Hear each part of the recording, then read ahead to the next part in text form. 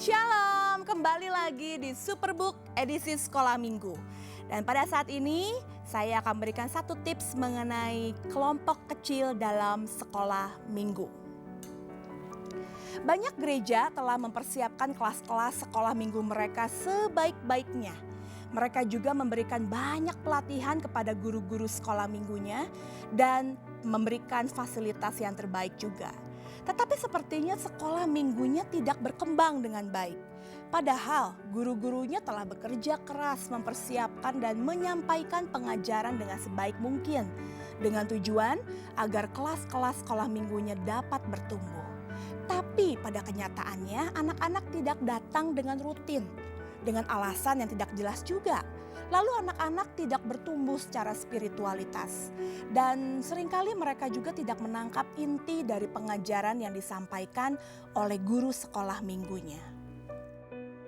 Sekolah minggu seringkali diadakan di dalam satu ruangan dengan jumlah besar, di mana kelas batita, batuta, balita, dan kelas SD digabung bersama-sama.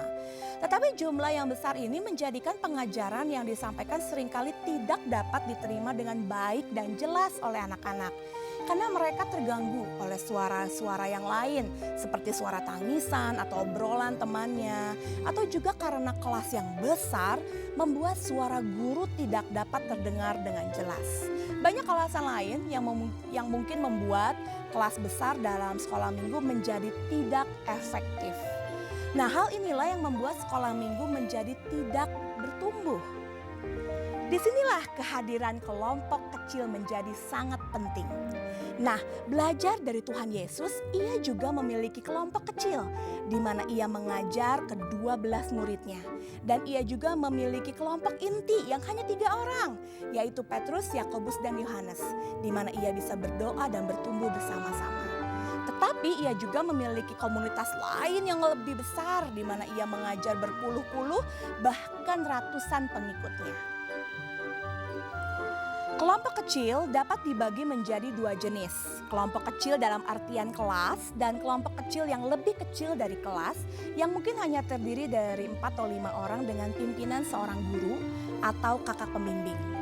Nah, Superbook edisi sekolah minggu telah menyediakan aktivitas-aktivitas yang mampu memfasilitasi kelompok besar dan juga kelompok kecil di sekolah minggu. Ada kegiatan yang dilakukan secara komunal, di mana seluruh anak-anak duduk bersama seperti kegiatan pujian penyembahan atau menonton film sebelum firman Tuhan. Lalu ada juga kegiatan kelompok kecil yang dibagi berdasarkan kelas 1-3 dan 4-6 karena jenis permainan dan aktivitasnya berbeda-beda. Nah, hal ini akan memberikan dukungan kepada anak-anak untuk bisa terlibat aktif dan mendengarkan pengajaran guru dengan lebih jelas. Setelah itu anak-anak dapat masuk ke kelompok yang lebih kecil lagi dalam melakukan keterampilan hastakarya ataupun dalam kegiatan doa. Dengan kelompok kecil yang lebih kecil lagi, anak-anak bisa lebih saling membantu dan berbagi. Mungkin dalam membuat alat-alat keterampilan atau hastakarya. Dan di dalam kelompok kecil anak-anak juga bisa belajar saling mendoakan teman-teman di dalam kelompoknya.